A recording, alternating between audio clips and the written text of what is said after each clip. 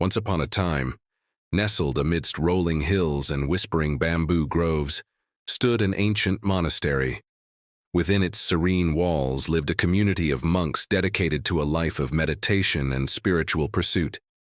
Among them was one monk, revered for his tranquil spirit and gentle wisdom. His name was Chuan, which meant light, and like his namesake, he radiated a soft, steady radiance that drew others to him. One day, Chuan was strolling along the bank of a crystal-clear river that flowed by the monastery. It was a bright morning. The sun filtered through the leaves, dappling the ground in patches of light and shadow. The air was alive with the murmur of the flowing water and the sweet melody of singing birds. It was a perfect day, peaceful and beautiful. As Chuan walked, his gaze fell on something that disturbed the harmony of the scene. In the middle of the river, a tiny scorpion was desperately struggling. It had been swept away by a sudden current and was now pinned on the bank, its pincers waving wildly in the air as it tried to free itself from the sticky situation. Seeing the creature's plight, Chuan's heart filled with compassion. Without a moment's thought, he bent down, reached out, and carefully picked up the scorpion. The moment his fingers brushed against the rough, segmented body, a sharp, searing pain shot through his hand. The scorpion, in a reflex born of fear and instinct, had stung him with its venomous tail. Startled by the unexpected pain, Chuan paused, his eyes widening in surprise. The burning sensation spread quickly through his fingers, making it difficult to hold on to the small creature.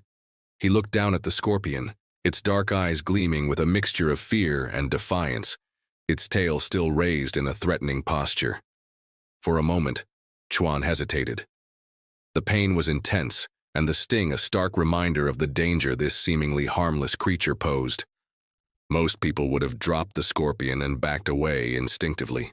After all, why risk further injury for the sake of a dangerous animal? But Chuan was no ordinary man. Years of meditation and spiritual training had taught him the power of patience, compassion, and self-control. These were qualities that helped him to rise above base instincts and react with calmness and understanding.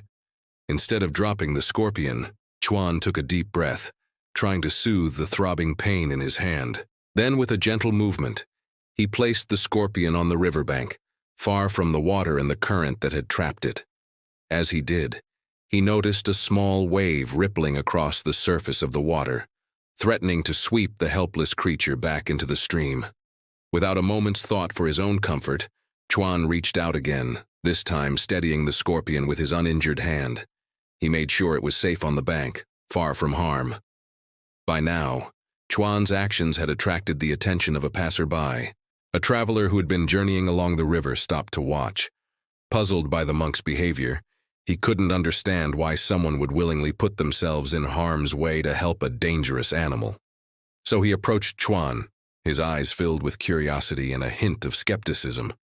"I've seen you twice now," the traveler began, his voice echoing the confusion in his eyes. "Why do you keep rescuing this scorpion? It has already hurt you once and could do so again. Why risk it?" Chuan turned to the traveler, his face breaking into a gentle smile. The pain in his hand had subsided, leaving behind only a slight tingling sensation. "Because," he said softly, "it is in the nature of a scorpion to sting. It doesn't do it out of cruelty or spite. It just acts according to what it is.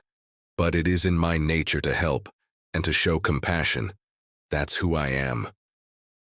The traveler considered the monk's words, his gaze shifting from Chuan's calm face to the seemingly harmless scorpion that was now basking in the warmth of the sun. He thought about the difference between being cruel and acting in self-defense, and realized that the scorpion wasn't malicious, just instinctual. Yet he couldn't help but wonder about the pain the monk had endured. "But you had to suffer," the traveler pointed out. "Your hand was hurt because of it. Wouldn't it be wiser to let it go, to let nature take its course?" "Perhaps," Chuan replied, his eyes twinkling with wisdom. "But then I wouldn't be living according to my nature. Besides," he added with a playful smile, "a little pain is not a great price to pay for helping another being. It was just a momentary discomfort in exchange for an opportunity to practice compassion. It's a good trade. The traveler looked at the serene monk, his heart stirring with admiration and a touch of envy. He couldn't understand the depth of Chuan's compassion, but he could see the strength and peace it gave the monk. He realized that while he might choose to avoid pain and suffering, Chuan embraced it, not out of masochism, but because he believed in the inherent goodness of all living beings. They stood in silence for a while, each lost in their thoughts. The gentle lapping of the water against the bank and the soft chirp of crickets filled the air, creating a peaceful atmosphere that was almost tangible. When the traveler finally broke the silence, his voice was different, quieter, as if he was testing a new instrument. "Can anyone be like you?" he asked.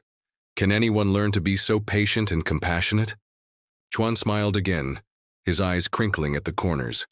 "We all have the capacity for it," he said, "but most people don't recognize it or allow it to flourish.